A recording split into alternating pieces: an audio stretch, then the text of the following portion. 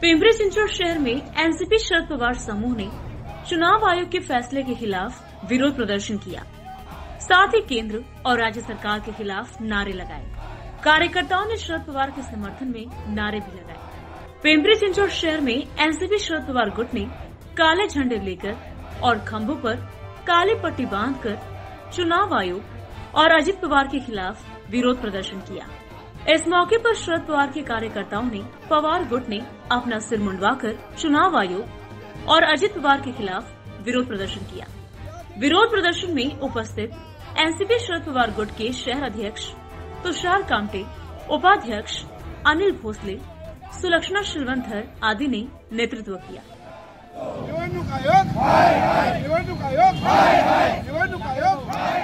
खरं तर निवडणूक आयोगाचा अशा प्रकारचा निकाल येईल हे सर्वसामान्य जनतेला सुद्धा अपेक्षित होतं। जे उद्धव साहेबांच्या पक्षासोबत केलं त्याच्यामध्ये पवार साहेबांच्या पक्षासोबत सुद्धा त्याच्यापेक्षा वेगळं काही करतील अशी कोणालाही अपेक्षा नव्हती।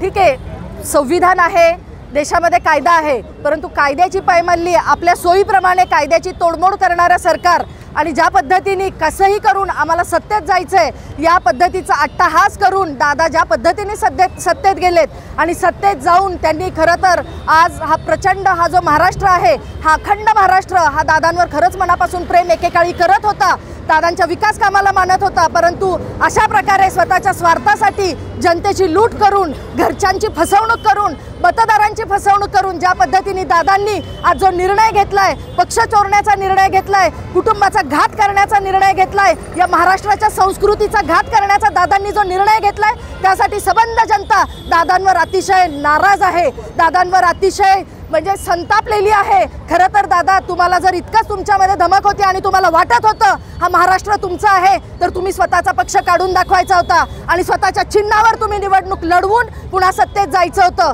परंतु तुमच्यामध्ये दादा धमक नव्हती। आणि तुम्हालाही माहिती आहे तुम्ही साहेबांशिवाय दादा तुम्ही आतापर्यंत जे काही तुम्ही पद उपभोगली, जे काही महाराष्ट्रातल्या अनेक नेत्यांनी साहेबांच्या ज्या लाभार्थ्यांनी जी काही पद उपभोगली ती फक्त आणि फक्त पवार साहेबांमुळे उपभोगली आहेत। आणि हा महाराष्ट्र हा अजिबात बुजदिल लोकांना, ह्या भगवड्या लोकांना कधीच साथ देणार नाही। हा महाराष्ट्र येणाऱ्या काळात प्रामाणिक लोकांसोबत जे समाजासाठी काम करतायत, जे जनतेसाठी काम करतायत अशा लोकांसोबत नक्कीच हा महाराष्ट्र राहणार आहे। खरं तर आत्ताचा महाराष्ट्रातली जी परिस्थिती आहे, घरं फोडतायत, पक्ष फोडतायत, आज जनता अतिशय त्रस्त झालेली आहे। जनतेचे महागाईचे विषय आहेत, असुरक्षिततेचे विषय आहेत, या विषयावर अजिबात दादा सत्तेत गेल्यापासून एकाही शब्दांनी बोललेले नाहीत। चुकीच्या गोष्टींना वारंवार समर्थन दादा करत आहेत, गुन्हेगारी वाढलेली आहे तिकडे दादांचं लक्ष नाही, महिलांसाठी अजिबात दादांचं लक्ष नाही। आणि मग मतदान मागताना मी तुमचा दादा आहे आणि मी विकास केलेला आहे, मग दादा जर तुम्ही विकासच केला होता तर 2019ला या मावळ लोकसभा निवडणुकीमध्ये आपला पराजय का झाला ह्याचं सुद्धा उत्तर तुम्ही स्वतःलाच विचारा। जेव्हा तुम्ही विकासाचे वादे करता तेव्हा विकासाच्या वाद्यावर तुम्ही ज्या पद्धतीने आता लोकांमध्ये तुम्ही खरं तर लोकांसाठी लढायला पाहिजे होतं दादा, ही सामान्य जनता तुमच्या मागे राहिली असती। तुमच्यावर जे काही आरोप केले होते त्या आरोपांना तुम्ही सामोरं जायला पाहिजे होतं दादा, तर ही जनता तुमच्या सोबत राहिली असती। असं फसवणूक करणाऱ्या, असं लोकांचे गळे दाबणाऱ्या आणि घरच्यांचा आणि समाजाचा घात करणाऱ्या लोकांसोबत ही महाराष्ट्राची जनता कधीही राहणार नाही। येणाऱ्या निवडणुकीच्या काळात ह्या गद्दारांना लोक आपली जागा दाखवून देतील एवढंच या निमित्ताने मी सांगते।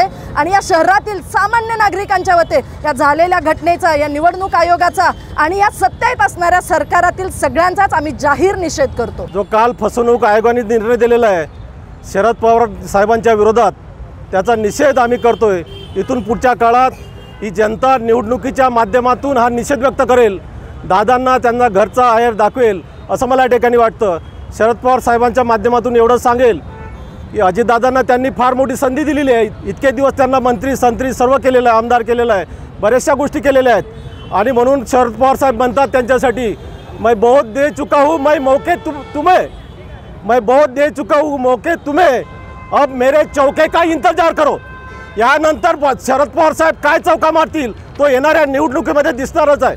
आणि म्हणून मुझे डराने की कोशिश न कर, मुझे डराने की कोशिश न कर, शायद तुम मेरा इतिहास नहीं जानते असं शरद पवारांना इथून पुढच्या काळात सांगायचं आहे। तो इतिहास इथून पुढच्या काळात शरद पवार साहेबांचा हे सर्व विसरतील आणि आज जे त्यांचं फार आनंदोत्सव आणि पेढे वाटणं काय चालू असेल तो येणाऱ्या 3 ते 4-5 महिन्यामध्ये त्यांना धुळीस मिळेल। ही जनता, महाराष्ट्रातली जनता या गद्दारांना धुळीस मिळाल्याशिवाय राहणार नाही, अशा प्रकारचा इशारा या ठिकाणी देतो। ब्युरो रिपोर्ट, V-सर्विस न्यूज, पिंपरी चिंचवड।